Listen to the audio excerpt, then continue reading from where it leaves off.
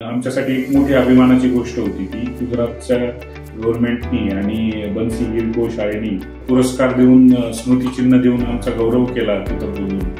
त्यावेळेस ह्या गोष्टींचं सगळं महत्त्व आम्हाला कळालं आणि आम्ही एक नवी ऊर्जा घेऊन त्याच्यात परत काम करण्यास सुरुवात केली.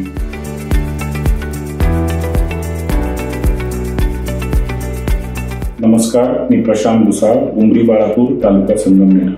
मी मेकॅनिकल इंजिनियर आहे आणि 2017 पासून साधारण या देशी गाई आपण आपल्या गोठ्यावर ठेवलेल्या आहेत. याच्यात पडण्याचा मुख्य उद्देश म्हणजे मी आजूबाजूला माझ्या बघत असलेलं लोकांच्या आरोग्याचे प्रश्न आणि समस्या. गोसुधा हे जे नाव आहे, गो म्हणजे गाय आणि सुधा म्हणजे अमृत. या गोसुधा या नावातच या देशी गाईचं दुधाचं सगळं महत्व लपलेलं आहे. या देशी गाईच्या दुधामधून लहान मुलांचं आरोग्य, प्रेग्नंट लेडीज असतील, कॅन्सरचे पेशंट्स असतील, विविध आजारांवर दुधापासून बनलेल्या तुपाचा या सगळ्या गोष्टींचा प्रयोग केला जातात. आणि याच्यातून माझी एकच अपेक्षा होती की आपण पण कुठंतरी समाजाच्या या आरोग्याच्या दृष्टीने कुठंतरी आपला हातभार लागावा. आणि आम्ही 5 कालवडी घेऊन आलो. त्याच्यातली एक प्रेग्नंट होती. मी मेकॅनिकल इंजिनियर असल्यामुळं पशुसंवर्धनाचा आणि माझा लांबवर काही संबंध नव्हता. त्याचं रिप्रोडक्शन सायकल काय असतं, त्याचं फिडिंग प्रोग्राम काय असतात याच्याबद्दल मला काहीही कल्पना नव्हती. त्याच्यात आजूबाजूला कोणाकडे देशी गाई नव्हत्या, सगळ्यांकडे जर्सी आणि HF गाई असल्यामुळं मला खूप अडचणी येत गेल्या. याच्यावर मात कशी करायची, तर मी National Dairy Research Institute Karnal इथं साधारण 1 महिन्याचा एक कोर्स पूर्ण केला. तिथं पूर्ण 2400 सहिवाल जी गाय आहे त्या 2400 गायांमध्ये आमचं ट्रेनिंग झालं. जेव्हा एक कॉन्फिडन्स आला त्याच्यानंतर आज 2017 पासून आज 2024 आहे, तर साधारण माझ्याकडे आज मोठ्या दुभत्या गाई 60 आहेत. 12 ते 18 महिन्याच्या कालवडी 40 आहेत आणि 12 महिन्यापर्यंतच्या कालवडी 40 आहेत. अशा प्रकारे आज या गोठ्याची वाटचाल सुरू आहे. अजूनही आम्ही शिकतोच आहोत, नवनवीन प्रयोग करतोच आहोत.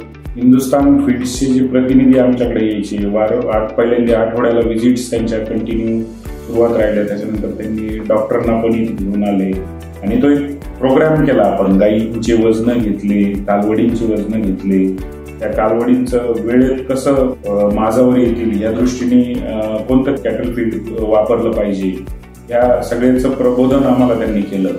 आणि आज अभिमानाने सांगू शकतो की आम्ही तो जो रेशिओ आहे आम्हाला जो पाहिजे होता 50-50%चा, जेणेकरून गोठ्यातलं दूध हे डिस्टर्ब होणार नाही.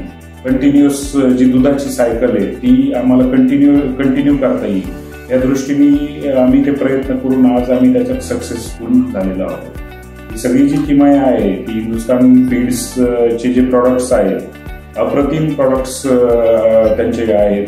त्याच्यात इंद्रनील असो, मोठ्या दुधारू गायांसाठी आम्ही इंद्रनील वापरतो.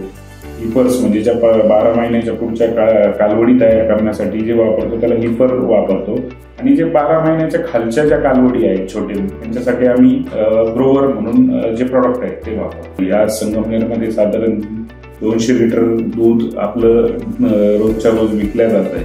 मग पुण्यात आम्ही गेलो, गोसुधा हा ब्रँड आम्ही पुण्यात प्रचलित केला आणि आज पुण्यासारख्या शहरामध्ये आम्ही या दुधाचं वितरण व्यवस्था, त्याच्या बाय प्रॉडक्ट्सची वितरण व्यवस्था, सगळी बाय प्रॉडक्ट्स जसे की दही झालं, ताक झालं, तूप झालं, श्रीखंड झालं, आम्रखंड झालं, पनीर झालं, साधारणतः सकाळी 4 वाजता आमच्या गोठ्यात मिल्किंगची सुरुवात होते. 4 ते 6 वाजेपर्यंत दूध धारा काढल्या जातात. त्याच्यानंतर 6 वाजता गायांना चारा टाकला जातो. आमची आजूबाजूलाच शेती असल्यामुळं मुरघासही मोठ्या प्रमाणात आम्ही करून ठेवतो.